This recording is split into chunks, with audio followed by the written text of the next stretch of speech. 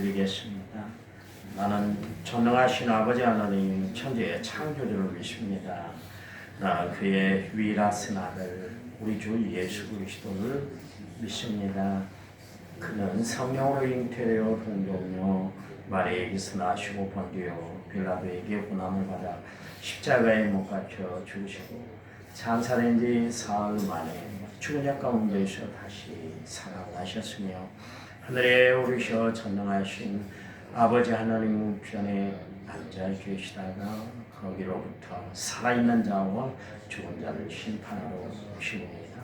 나는 성령을 믿으며 거룩한 공교회와 성도의 교제와 죄를 용서하는 것과 몸의 부활과 영생을 믿습니다.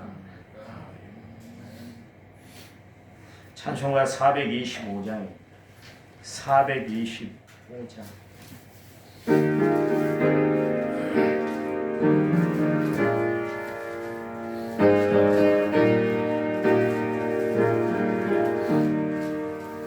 주님의 뜻을 이루소서. 고요한 중에 기다리니 지륵과 같은 날 믿으소. 주님의 영광 만드소서. 주님의 뜻을 이루소서. 주님 발 앞에 엎드리니 나의 맘속을 살피시소. 눈보라 희게 하옵소서. 주님의 뜻을 이루소서.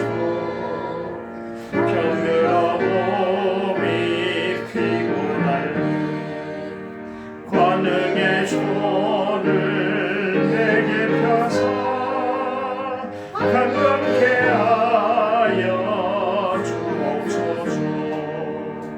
주님의 뜻을 이루소서. 온전히 나를 주장하사 주님과 함께 동행함을 알게 하옵소서.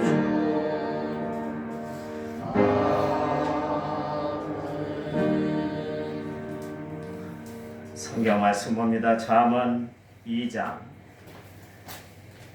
1절에서 5절입니다. 잠언 2장 1절에서 5절.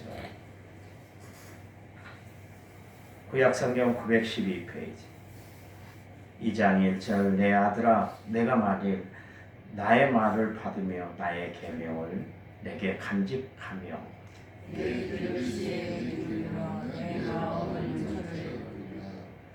지식을 불러 구하며 명철을 얻으려고 소리를 높이며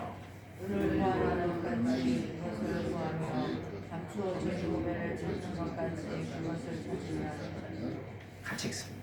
여호와 경영하기를 깨달으며 하나님을 알게 되느니. 1천만여 6,930번째 제가 하나님 앞에 드렸고요. 찬양 부릅니다. 찬양집 31번 오늘 이해하고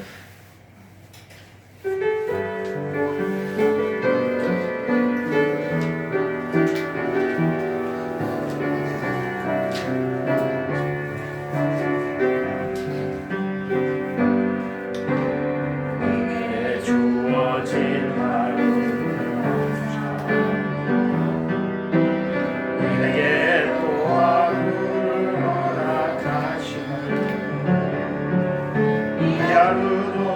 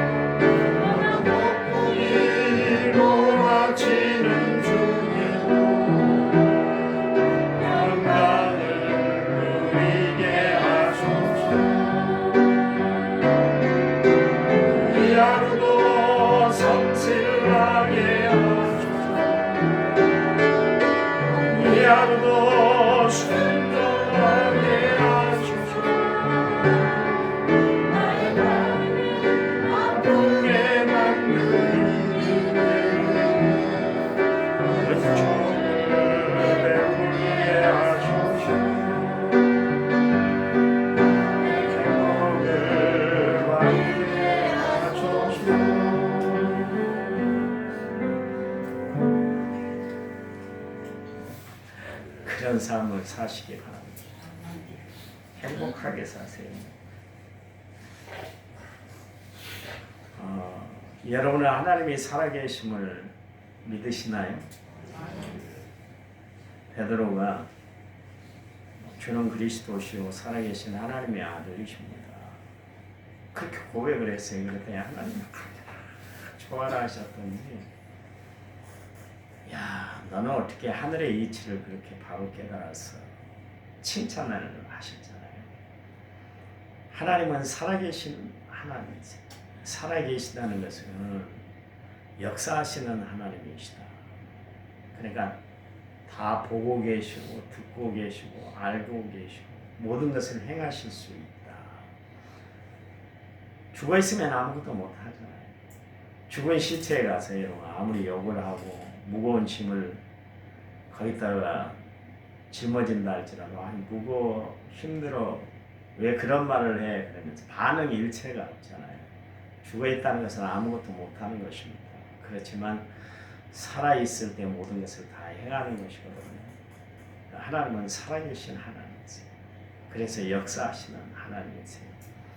우리가 하나님이 살아계시다는 것을 느끼지 못하기 때문에 하나님의 존재에 대해서 우리가 잊어버리고 살아갈 때가 참 많아요. 하나님이 분명히 다 보고 계시는데 그냥 내 멋대로 행해버려요. 하나님이 다 듣고 계신데도 불구하고 예수 믿으면서도 그냥 험한 말을 다 쏟아내고 살아요. 하지 말아야 다 쏟아내고 살아갈 때가 있습니다. 말은 하나님이 살아계십니다 그러지만 내 행동을 보면 정말 하나님의 살아계심을 인식하지 못하고 살아갈 때가 참 많은 것이죠. 신앙생활에 있어서 가장 중요한 신앙은 뭐냐면 하나님을 경외하는 믿음이에요. 하나님을 경외하는 신앙. 요셉이 하나님 앞에 쓰임받을 수 있었던 것은 뭐냐면 그가 늘 하나님을 의식하고 살았어요. 경외한다는 건 뭡니까? 의식한다는 거예요. 아니 목사님 그렇게 막 그냥 신경이 쓰일 정도로 나 하나님 앞에 그렇게 나는 살고 싶진 않아요. 그냥 나는 자유분방하게 살고 싶어요. 그러면 결국 헛된 길을 걸어가게 되는 거예요. 진짜 예수를 바로 믿는 사람들은 하나님을 늘 경외하며 사는 거예요. 경외한다는 건 뭡니까? 하나님을 가장 높이며 살아가는 거예요. 하나님이 가장 좋아하는 신앙은 어떤 신앙이냐면 하나님을 높여드리는 거예요. 찬양을 드리는 것도 하나님을 높이는 것이고 예배를 드리는 것도 역시 마찬가지로 하나님을 높이는 행위고 기도한다는 것도 역시 마찬가지로 하나님을 가장 높이는 행위 아닙니까? 그렇잖아요. 기도한다는 것이 일방적으로 우리는 내 형편과 사정을 아내는 것으로만 끝마치지만 실제 진짜 기도는 하나님 음성을 듣는 거예요. 여러분 남을 높일 때 두 부류의 사람이 있잖아요. 남의 이야기를 귀담아 듣는 사람이 있는 거면 남의 이야기를 건성으로 듣는 사람이 있잖아요. 건성으로 듣는다는 것은 교만이 충만하기 때문에 나는 나의 다른 사람 이야기 안 들을 거야. 어떤 대통령은 1시간 자담을 하면 55분 지 이야기만 하고 5분만 들었다고 해요. 진정으로 듣는 것이 아니거든요. 정말 들어야 돼요. 하나님 앞에 일방적으로 이 형편 사정만 쭉 아뢰는 것이 아니라 하나님이 나에게 뭐라고 말씀하시는 거예요. 하나님이 나의 기도에 어떻게 응답하셨는가 그걸 들을 수 있어야 돼요. 하나님을 그러니까 신앙생활이라는 것은 다 하나님을 높이는 것이죠. 그래서 최고의 신앙은 하나님을 경외하는 것인데 요셉이 하나님을 늘 의식하고 경외하며 살았잖아요. 그러니까 그 젊은 날 유혹이 참 쉽게 넘어갈 수 있는 그런 나이 때 보디발의 아내가 유혹해 올 때 그 집안에 아무도 없었잖아요. 둘만 있었잖아요. 지도새도 모르는 그런 상황인데도 불구하고 그때도 그는 하나님을 의식했어요. 하나님이 보고 계세요. 하나님이 다 아세요. 자기가 죄를 범할 수가 없다는 것이죠. 그런가 하면 형들이 자기를 팔았을 때 그 어린 나이에 상처가 깊었겠어요. 생각을 해봐 보세요. 늘 아버지의 사랑만 도차지하고 살았던 사람이었는데 하루아침에 남의 수발을 들어야 하는 그런 시련의 시간을 맞게 됐잖아요. 그때 얼마나 마음이 아팠겠어요. 우리 같으면 이를 바득바득 갈았을 거 아니겠어요. 에서처럼 20년 전의 일을 잊지 못하고 동생 야곱을 죽이겠다고 400명의 군사를 이끌고 왔던 그 에서처럼 우리는 마음의 감정, 쓴뿌리를 씻어내려고 안 해요. 그걸 씻어내야 되는데 예수 믿는데도 여전히 옛자가 살아있고 옛사람이 살아있 그렇게 생활할 때가 참 많아요. 제가 이야기했잖아요. 난 교회에서 처음 들어봤네. 굴러온 돌이 박힌 돌을 뺀다고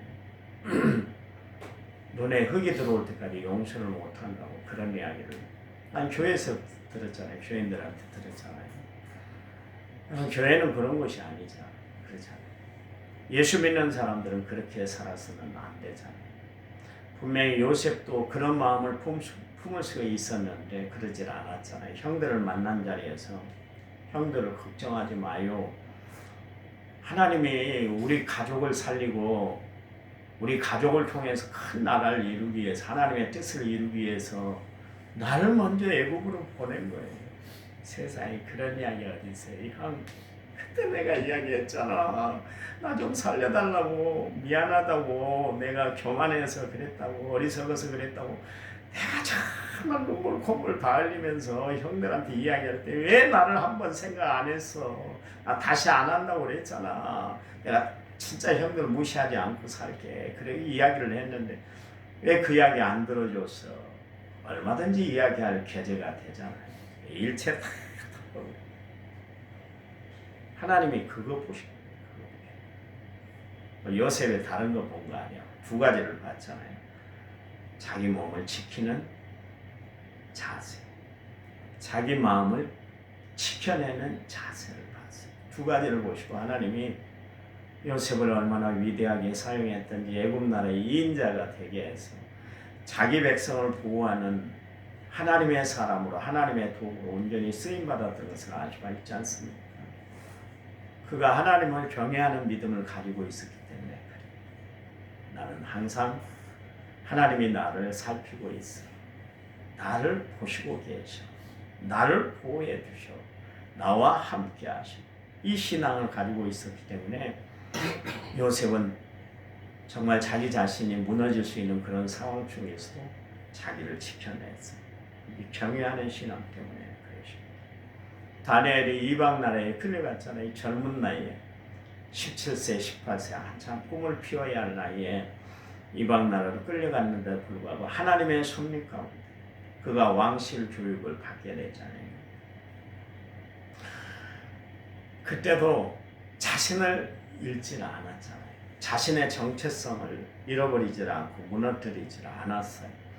그래 나는 하나님을 믿는 백성이야.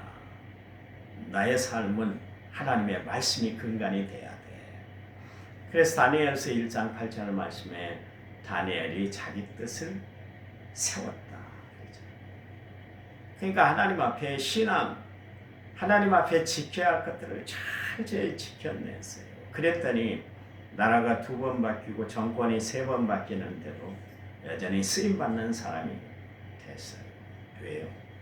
하나님을 경외하는 믿음을 하나님이 보시고 그래 너 하나님의 사람이구나.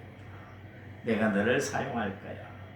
그러면서 하나님이 사용했던 것을 알 수가 있습니다. 마지막 때 하나님이 찾는 사람들이 있어요. 하나님은 어떤 사람을 찾는가? 하나님을 경외할 줄 아는 사람. 성공하는 사람들을 보면 성공 전략이 있잖아요.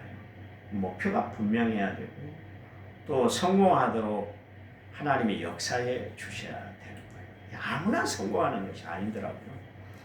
저도 목회를 하면서 성공하고 싶어서 얼마나 몸부림쳤겠어요. 그냥 되는 대로 제가 목회했겠어요. 매일 기도하는 기도 내용이 그거요. 하나님 교회가 부흥되기로 합니다. 성도들이 주 안에서 정말 말씀대로 바로 살고 기도하는 일에 전무하는 성도들이 많았으면 좋겠습니다.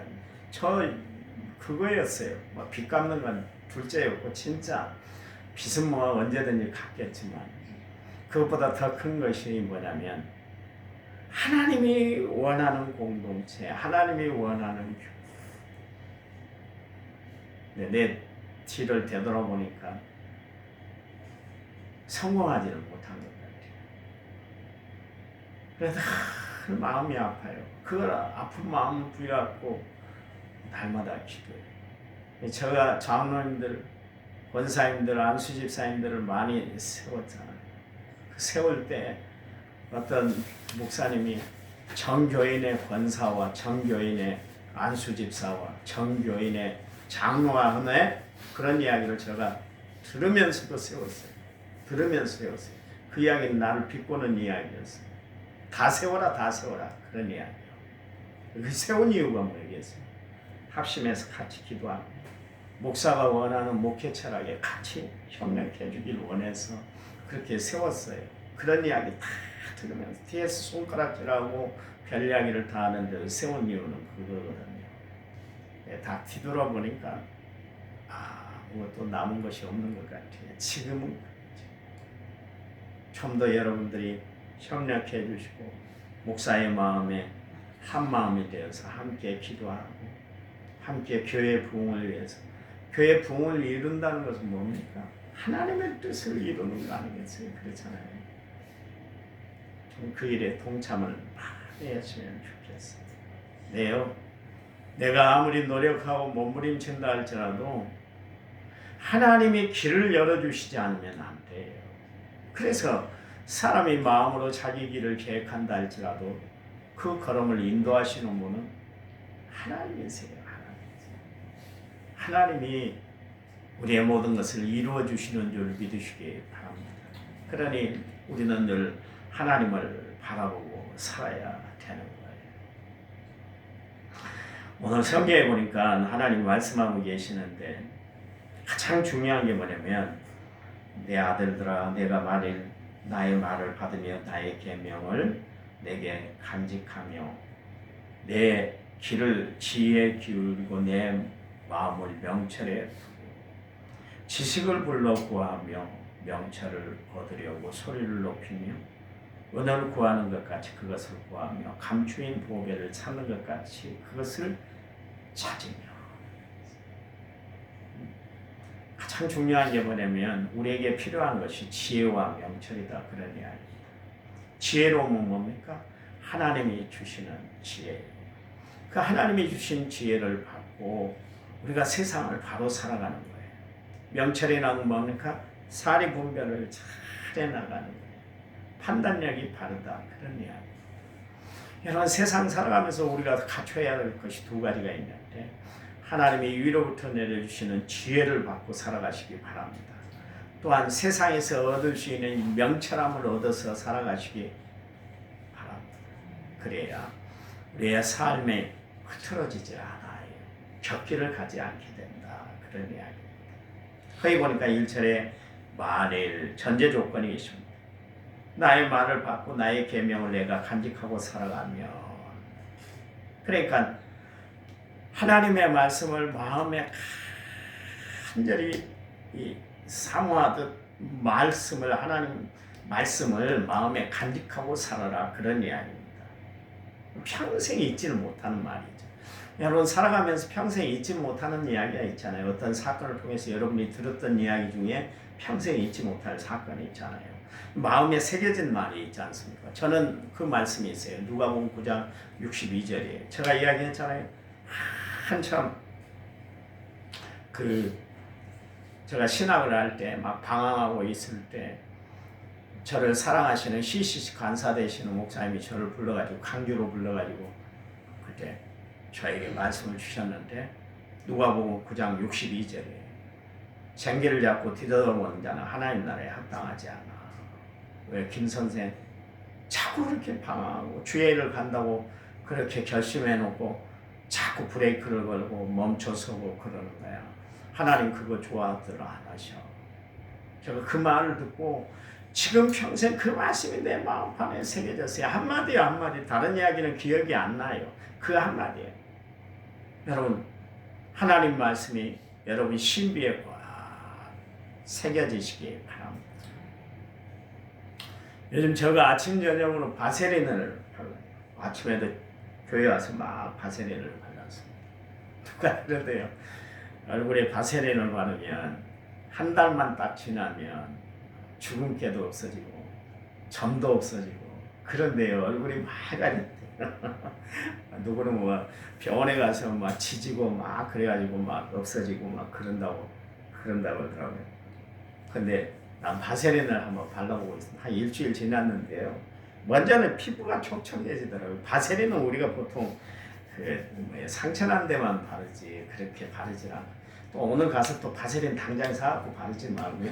제가 한 달 해볼 테니까 한 달 해본 모습을 보시고 한번 해보시기 바랍니다. 그 말 한마디에도 이렇게 아침 저녁으로 나를 이 얼굴에 신경을 쓰고 바르고 있잖아요. 그 한마디만.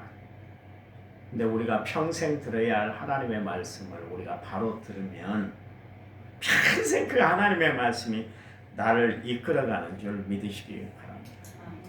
말씀, 이 하나님의 말씀을 붙들고 붙드세요. 다른 것 여기에 세상 부귀영화, 재물, 명예를 붙들고 사는 것이 아니라 하나님의 말씀을 확 붙들고 살아가는 성도가 되시기를 간절한 마음으로 부탁을 드립니다. 하나님 감사합니다. 우리를 사랑하셔서 독생하신 아들 예수 그리스도를 이 땅에 보내시고 십자가에 달리게 하신 하나님, 하나님의 독생하신 아들 예수 생명과 우리 생명을 바꿔주신 하나님 앞에 감사합니다. 우리가 늘 살아갈 때 하늘의 음성을 듣고 주님이 들려주시는 그 말씀으로 정말 평강한 삶을 살아가는 저희를 되도록 도와주시기만 원합니다. 오늘도 말씀 붙들고 살아갑니다. 저희들에게 필요한 지혜를 주시고 명철함을 허락해 주셔서 오늘 하루 헛된 삶, 헛된 길을 걸어가지 않은 저희들 되도록 축복해 주시옵소서. 이제는 길이요 진리요 생명 되신 우리 주 예수 그리스도의 은혜와 하나님 아버지의 지극하신 사랑과 성령님 위로교통의 충만한 역사, 오늘 말씀을 받은 모든 성도들 위해 이제부터 영원토록 함께 하시기를 간절히 축원합니다. 아멘. 하시면서 기도합니다.